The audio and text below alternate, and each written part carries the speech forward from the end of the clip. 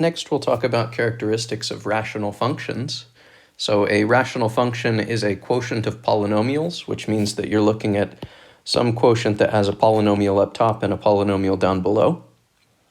So that's what I mean by a rational function. And in this set of notes, there's kind of a lot going on. There's more going on than I'm able to summarize in any concise way.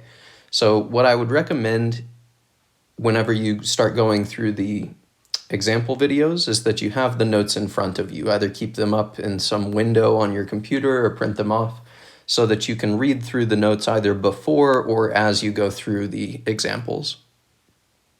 But what I'd like to do in this summary video is give you sort of a taste of what the main ideas are behind this characteristics of rational functions set of notes. So the main idea, in my opinion, or the main goal in this set of notes, is that we want to graph a rational function. And in order to graph it, we need to understand a few things about it. We need to understand its end behavior, its root behavior, and its vertical asymptotes. So one thing that I want to point out is that notice that these first two things are exactly what we tried to understand about polynomials last week. When we were graphing polynomials, what we first talked about was looking at the end behavior, which was determined by the leading coefficient test. And then we looked at the behavior at each of the roots, which normally we determined that behavior by factoring the polynomial that we were looking at, and then looking at the multiplicity at each root. So we're going to do the same thing for rational functions, except that there's one extra thing that we need to consider, which is this vertical asymptote. And a vertical asymptote is what appears in a graph whenever you have an x value that's trying to divide by 0. So if you have a certain input that would cause a 0 in the denominator, usually that's going to result in a vertical asymptote in the graph. So again, I won't be able to summarize everything about this set of notes, but I think I can show you a couple of examples to give you a general idea of the approach that we're going to be taking. So let's first look at graphing a function that looks like this. F of x is equal to 1 divided by x minus 1. So this is a rational function because 1 is a polynomial and x minus 1 is also a polynomial. So this is a quotient of polynomials. And now what we are going to do is we'll talk through the three properties that I mentioned up here. So we're going to talk about the end behavior, the root behavior, and the vertical asymptotes for this particular function. So first, let's talk about the end behavior. Something that you'll see in this set of notes is that determining the end behavior for rational functions is a little bit complicated. So there are a few different things that can happen, and I won't be able to show you all of them here, but you'll see an example of each of them, at least in the example videos. But one thing that shows up is whenever you have a polynomial of higher degree in the denominator than in the numerator, then this graph will go to 0 at the ends. What I mean by that is if the degree in the denominator is larger than the degree in the numerator, then the end behavior for this graph will look something like that. So the edges are going to be approaching a y value of 0. So they'll approach the x-axis, in other words.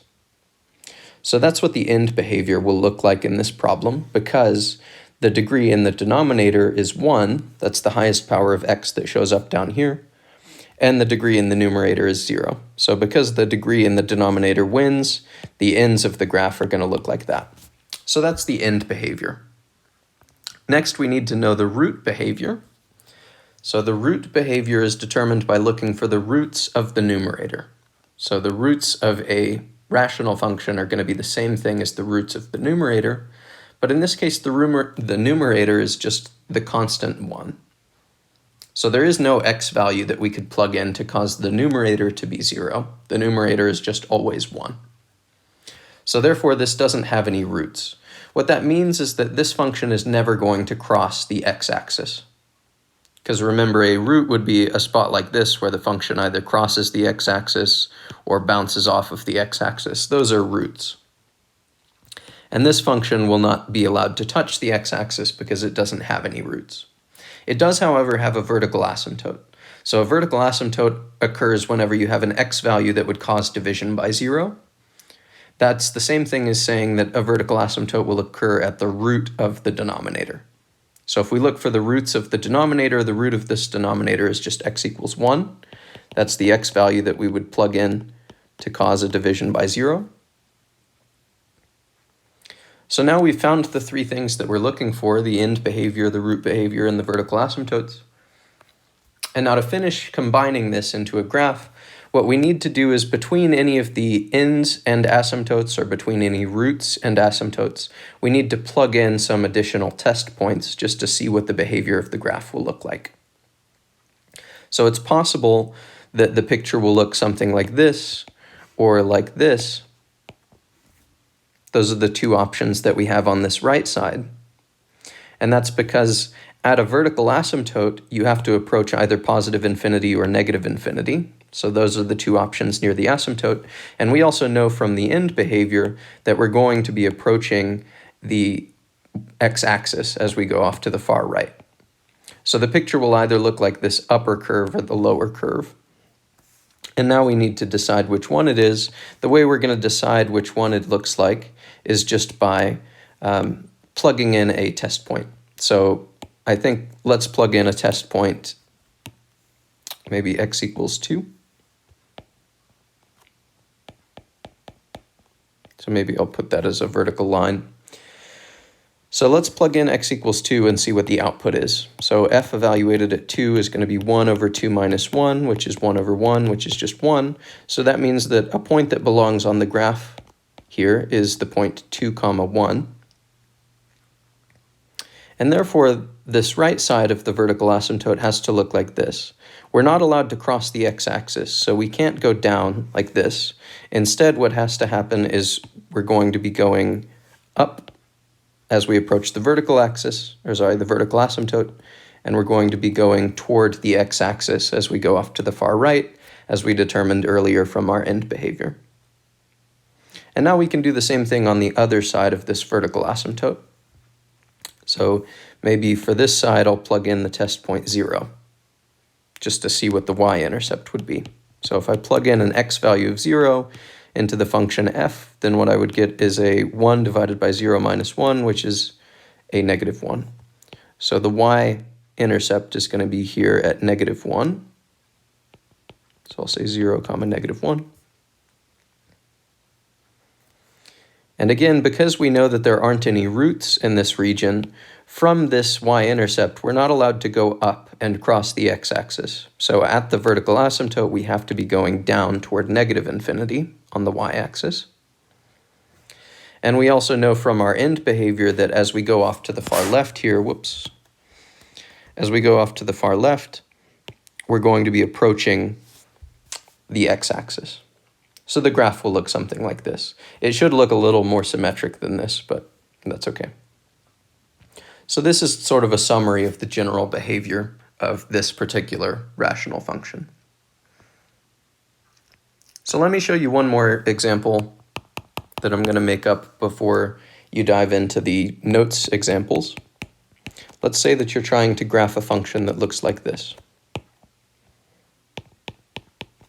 So this is, again, a perfectly good rational function. So we want to be graphing this. And we'll talk about the individual pieces again like we did in the previous example. So the first thing that we want to determine is the end behavior.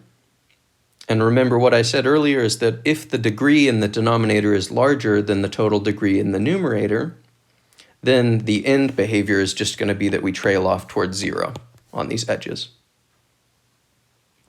Now in this example, you're looking at a top degree in the numerator of 3, because you have an x squared term times an x term. So altogether, if you were to FOIL out the numerator, its highest degree term would be an x cubed plus a bunch of lower order terms. And then the highest degree term in the denominator is x to the 4th. So in this case, again, the degree in the denominator wins. So that means that the end behavior is determined. These ends are going to be approaching the x-axis, or in other words, a y value of 0. Next, we'll look at the root behavior. Now, the root behavior is analyzed similarly to what we did with the polynomial section. So here, because the numerator is factored, we can immediately identify the roots. There's a root here at x equals 1, and there's also a root way over here at x is equal to -3. So those are the roots. But remember, as we saw with the polynomial graphing section, the multiplicity is also going to affect the graph. But thankfully, the multiplicity affects the graph in the same way that it did in that polynomial graphing section. So because the root at 1 has a multiplicity of 1, this will be a crossing in the graph. So here there's going to be some sort of crossing, either up or down. And because the multiplicity of -3 is a 2, that's the power that we have for that factor, this side will have either a bounce above this -3 root or a bounce down here. So this side will look like a bounce somehow. Okay, so that's the root behavior that we need to keep in mind. And then lastly, we need to identify any vertical asymptotes. Those would be the places or the x values that you can plug in to cause a 0 in the denominator. In this case, the only way to make the denominator 0 is to plug in an x value of 0. So the y-axis in this case, in other words, the line x equals 0 is going to be a vertical asymptote. And now I'll skip the step where we plug in particular test points, but you would want to plug in a test point maybe here, plug in a test point here, plug in a test point over here, plug in a test point over here. So you can plug in a few test points. The main ones that you'll need to do are just to plug in a test point between any root and the vertical asymptote so that you can tell whether the picture is going up like this or down like this from the root. Because as you leave the root and approach this vertical asymptote, you have to be either approaching the positive or negative infinity, and plugging in this test point will allow you to determine whether you're going up or down. Now in this case, if you were to plug in this test point, you would get that the y value is negative, so that means that we're actually going to be going down to negative infinity from this root.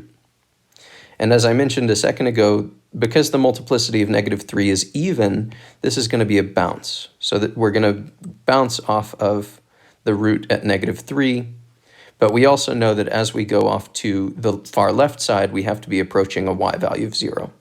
So the graph would look something like that. So that's what the left side of this vertical asymptote looks like. Now if you were to plug in a test point between 0 and 1, you would also get a negative y value. So we're going to get a y value that lives somewhere down here on the graph. And that means that as we leave the root at 1, we're going to be going negative as well. So this will also go negative or toward negative infinity around this vertical asymptote at 0. But the multiplicity of this root was odd. So this one will represent a crossing. So we're going to cross the x-axis here, and then we're going to trail off to go towards 0 as we go to the far right. By the way, when I say towards 0, what I mean is that as x gets very, very large, the y value on this wing of the graph is going towards 0. So I mean that the y values for this function are going to approach 0 on these ends. Okay, and this is a rough graph of the function that we're looking at. So in this set of notes, there's kind of a lot going on. So I do want to warn you about that. I think the best thing that you could do is just to keep the notes in front of you and either read over all of them before you start looking at the example videos, or you can just read over each section as you go through the examples. But I think it might be a good idea anytime you see something in an example that's confusing to just pause the video and read over that related section of notes.